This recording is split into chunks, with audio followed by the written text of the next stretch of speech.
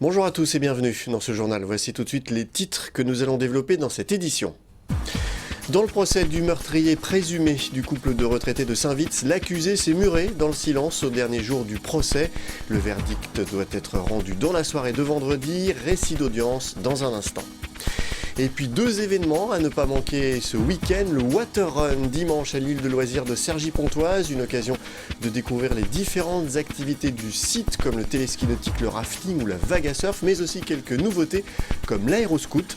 Et puis à Pontoise, rendez-vous dimanche également pour la 15e édition du Médié Val d'Oise, une journée festive et ludique qui vous plongera au temps du Moyen-Âge dans le centre historique de la ville. Reportage en fin de journal. Dernier jour de procès aux assises de Pontoise pour le meurtrier présumé d'un couple de retraités de Saint-Vith. L'accusé qui clame son innocence a décidé de se murer dans le silence, refusant de répondre aux questions de la cour. Les faits, je vous le rappelle, remontent à janvier 2011. Les époux sont retrouvés à leur domicile, abattus de plusieurs balles dans la tête. L'accusé encourt la perpétuité. Le verdict est attendu dans ces prochaines heures. Le récit de l'audience avec Angélique Boilet. Il ne veut plus parler. Ce quatrième et dernier jour de procès s'est ouvert avec un accusé muré dans le silence. Ces rares mots auront été pour clamer une nouvelle fois son innocence en s'adressant notamment à l'une des petites filles du couple de retraités abattu à son domicile et pour lequel il est jugé. L'accusé n'a pas souhaité apporter la moindre explication sur des éléments pourtant accablants, notamment sur des nombreuses recherches internet faites avant et après les faits sur divers sujets comme les armes et notamment sur le calibre qui a servi au meurtre des époux, du 22 long rifle, mais aussi sur des masques ou encore des écoutes téléphoniques. Le silence, il est évocateur. Quand on n'a rien à dire, quand on ne peut pas opposer aux preuves des explications cohérentes, eh ben on se tait. Sinon, on s'en rend compte comment. Le problème, c'est ça, c'est qu'il ne donnera jamais d'explication, car il n'en a pas à donner, puisque c'est lui. Ça ne fait aucun doute pour les parties civiles. Le 22 janvier 2011, le couple est retrouvé mort ici dans son pavillon à Saint-Vith, tous les deux abattus de 3 balles dans la tête. À l'ouverture du procès mardi, l'accusé était revenu sur ses déclarations au cours de ses auditions, affirmant finalement ne pas être allé chez le couple ce jour-là pour les braquer. L'homme impute le meurtre des époux à un homme dont il ne souhaite pas révéler l'identité. C'est un an après les faits que l'accusé est arrêté dans le cadre d'un autre homicide perpétré sur un bijoutier à Paris. Une arme est retrouvée chez lui. Les expertises vont révéler que non seulement il s'agit de l'arme ayant servi à tuer le bijoutier, mais aussi le couple de retraités. La défense n'a pas souhaité s'exprimer. Déjà condamné en février dernier à 22 ans de prison pour l'homicide du bijoutier à Paris, et pour lequel il a fait appel, l'homme de 46 ans encourt la perpétuité. Le verdict est attendu ce vendredi dans la soirée. Ce jeudi, la région Île-de-France a adopté la mise en place des tests salivaires de détection de drogue dans les lycées. C'était une promesse de campagne de Valérie Pécresse, la présidente Les Républicains du Conseil régional. L'objectif de cette mesure est de lutter contre les addictions des jeunes qu'elle considère comme une source de décrochage scolaire. Les établissements le souhaitant pourront désormais se voir financer le matériel nécessaire. Les diagnostics menés le seront sous couvert du secret médical. En bref, toujours, la ville de l'Isle-Adam va inaugurer ce samedi sa zone de biodiversité, baptisée La Rosière. Cette parcelle de 11 hectares le long de l'Oise a été aménagée pour accueillir toutes sortes d'espèces d'oiseaux, de poissons et de fleurs. Des chemins ont été créés pour parcourir la zone sans dénaturer le lieu. Dans un futur proche, un verger sera planté et un grand plan d'eau sera aménagé.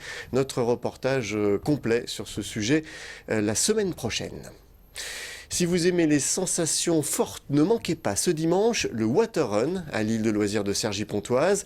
Comme chaque année, vous pourrez découvrir entre amis ou en famille toutes les activités du site, avec les grands classiques comme le téléski nautique, le rafting ou la vague à surf, mais aussi quelques nouveautés comme l'aéroscoot. Julien Bortouzo. Pour un avant-goût d'été, rendez-vous ce dimanche à l'île de loisirs de Cergy pour le traditionnel Water Run.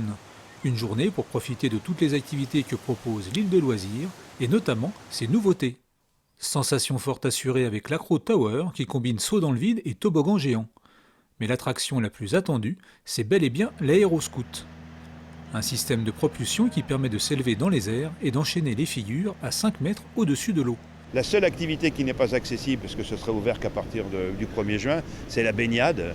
Bien évidemment, on attend que l'eau ait une température acceptable, mais toutes les autres activités sont ouvertes, y compris ce qui concerne ce que nous voyons ici sur le site, le rafting, y compris la vague à surf, y compris le téléski, mais aussi pour les enfants, les balades à poney, le village des elfes, les structures gonflables.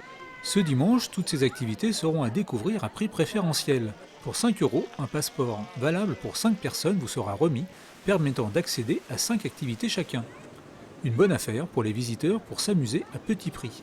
Je rappelle que ce passeport est pour 5 personnes sur 5 activités pour chacune de ces personnes. Ça reviendrait à une économie à peu près de 40 € par personne. C'est-à-dire que c'est l'occasion unique de pouvoir venir se confronter à toutes les activités. Le passeport se révélera particulièrement intéressant pour les attractions les plus coûteuses comme l'aéroscoot, 18 € les 5 minutes. L'île de loisirs attend entre 6 000 et 8 000 visiteurs ce dimanche. Enfin, une autre idée de sortie pour ce dimanche. Pontoise organise la 15e édition de sa journée médiévaldoise, une journée festive et ludique qui vous plongera au temps du Moyen-Âge dans le centre historique de la ville. Combat de chevaliers, tournoi de tir à l'arc, marché médiéval rythmeront cette journée pas comme les autres. Je vous propose d'écouter à ce sujet le député-maire de la ville, Philippe Houillon. Il est au micro de Florian Philippe. C'est un des événements emblématiques de la ville qui dure depuis maintenant pas mal d'années et qui montre aussi ou met en valeur l'aspect médiéval de la ville d'art et d'histoire, qui renoue avec son passé à cette occasion, etc. Parce que c'est une ville médiévale au départ, Pontoise. C'est une ville médiévale, c'est la ville de Saint-Louis, c'est la ville de Nicolas Flamel, c'est le centre ancien avec tous les vestiges du passé, vestiges qui sont en bon état d'ailleurs. Et donc c'est devenu un peu une des fêtes de la ville. Il n'y a pas que ça, mais c'est une des fêtes de la ville. Voilà, ce journal est terminé. Je vous en rappelle le principal titre. Dans le procès du meurtrier présumé du couple de retraités de Saint-Vits, l'accusé s'est muré dans le silence pour le dernier jour de procès. Le verdict doit être rendu dans la soirée de vendredi. Merci d'avoir suivi ce journal. N'oubliez pas que l'info continue sur notre site veonews.fr. À très bientôt.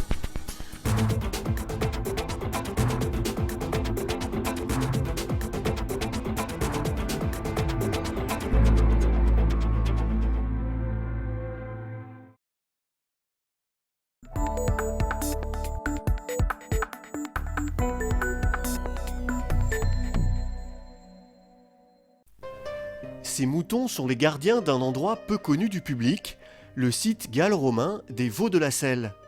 Nous sommes à Genainville, dans le Val d'Oise. Ces vestiges datent du 2e et du 3e siècle de notre ère. C'est le plus important site archéologique du département.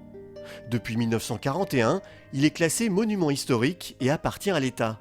Le site de Genainville, actuellement c'est 5 hectares, avec un temple entouré de bassins et entouré d'un grand périvole, un théâtre, un demi-amphithéâtre, des bâtiments secondaires et des villas.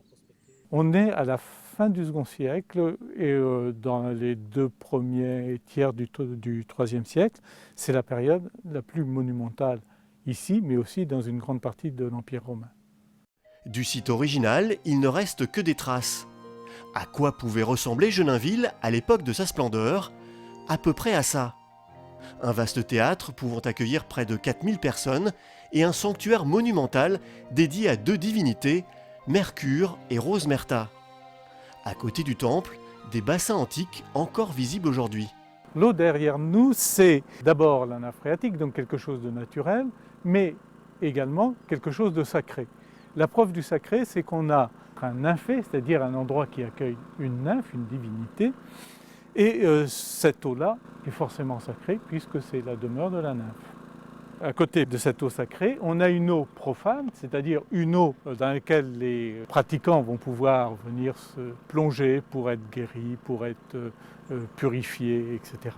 Et c'est dans le grand bassin que ça se passe. On sépare en général les deux. Plus de 4000 objets ont été mis à jour sur le site.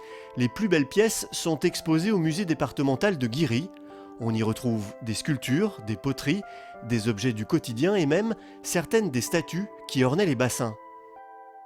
Ici, il s'agit d'une nymphe qui, probablement, d'après l'archéologue chargé des opérations Didier Vermersch, devait être située au-dessus du bassin principal, donc au-dessus du nymphée, dans une sorte d'alcôve sous voûte.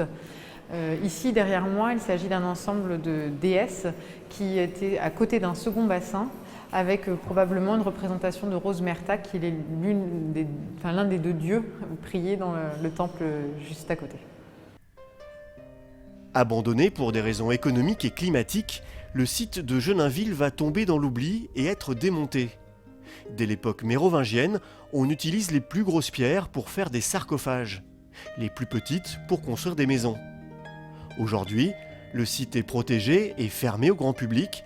Il n'est accessible qu'à certaines dates et lors des Journées du patrimoine.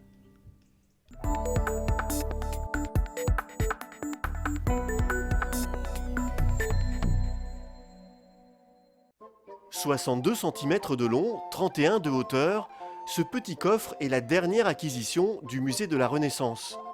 Réalisé en bois, il est recouvert de broderies sur les 4 faces et le couvercle. À l'époque, les gros coffres servaient à transporter les tapisseries, la vaisselle ou les vêtements. Les plus petits, comme celui-ci, avaient une autre utilisation. On les appelait alors des cassettes de nuit. Une cassette est un objet qui se trouvait dans les chambres des dames en général et qui servait à ranger les objets de toilette, les brosses, les peignes, les petites boîtes à onguents dont on pouvait avoir besoin avant de se coucher, puisqu'il était de coutume de se mettre en beauté avant d'aller au lit. Et donc nous avons affaire à une cassette de nuit. Cette cassette de nuit représente 5 scènes de l'histoire de Moïse, de sa naissance à son mariage. Les broderies sont faites de fils de laine et de soie, rehaussées de fils d'or et d'argent. Elles sont collées sur le coffre et réalisées suivant la technique du petit point. La broderie au petit point est ce que l'on appelle aujourd'hui le canevas, tout simplement.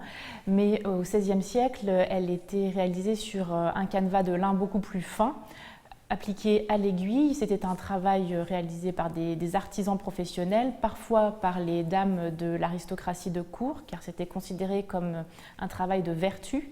Et la broderie qui a été réalisée pour cette cassette est techniquement exceptionnelle par sa finesse, notamment dans le rendu des dégradés de couleurs que l'on ne trouve dans aucune œuvre qui nous soit parvenue aujourd'hui.